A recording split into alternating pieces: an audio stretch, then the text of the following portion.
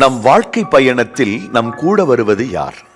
நீண்ட பயணத்தில், காட்டு வழி பிரயாணத்தில், வனாந்தர வழியாக நாம் செல்கின்ற சமயங்களில் நம்மோடு துணைக்கு யாரும் வரமாட்டார்களா என எதிர்பார்ப்பது அனைத்து மனிதர்களின் இயல்பு.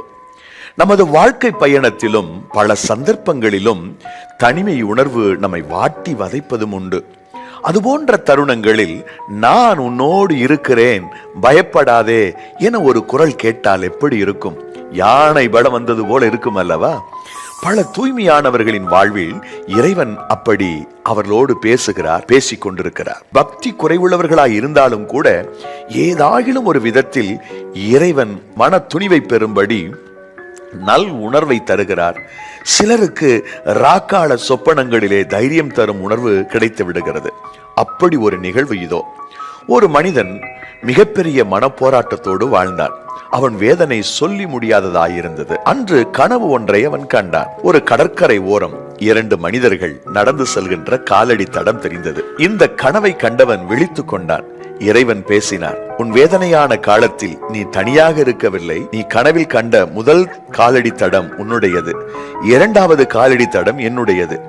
ஆம், நான் இந்த உபத்திரவ காலத்தில் உன்னோடு தான் இருக்கிறேன் என்றார். அவனுக்கு இறைவனது அந்த பதில் பெரும் மாறுதலை கொடுத்தது. இன்னும் சில நாட்களில் அவனுக்கான துன்பம் மற்றும் துயரத்தின் அளவு அதிகரித்தது. ஒரு நாள் இரவு முன்பு கண்டதை போல அதே கனவு அவனுக்கு வந்தது. ஆனால் அதில் சின்ன வேறுபாடு. முன்பு கண்ட கனவில் 2 நபர்களின் காலடி தடம் அவன் கண்டான்.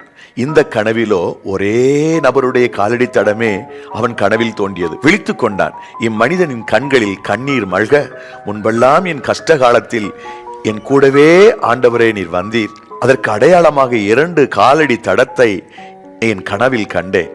நீர் என்னோடு வருகிறேன் என்ற நம்பிக்கையில் என் கஷ்டத்தை மறந்தேன். ஆனால் இன்று எனக்கு ஏற்பட்ட மிகப்பெரிய துயரத்துக்கு நடுவில் என்னோடு நீர் நடவாமல் என்னை தனியே விட்டு விட்டீரே இறைவா. என் கனவில் என் காலடி தடம் மாத்திரம்தானே தெரிகிறது என்று அழுதான்.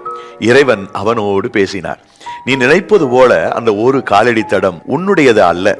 உன் உபத்திரவத்தில் நீ சோர்ந்து போகக்கூடாது என்பதற்காக உன்னை நானே சுமந்து செல்கிறேன். அந்த காலடி தடம் என்னுடையது என்றார்.